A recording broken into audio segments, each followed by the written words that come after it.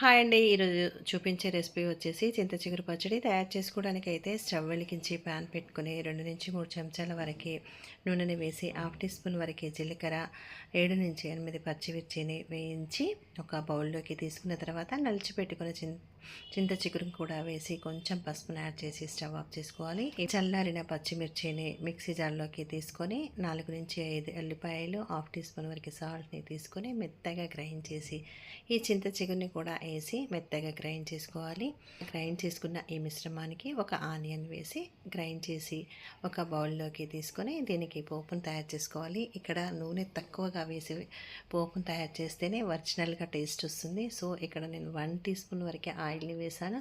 కొంచెం ఎండుమిరపకాయలు, మినపప్పు, జీలకర్ర, ఆవాలు, కరివేపాకు, ఇంగువ వేసి పోపు చేసి ఈ పోపుని ఈ పచ్చడికి యాడ్ చేశాను. సూపర్ టేస్టీగా ఉంటుంది. మీరు ట్రై చేయండి.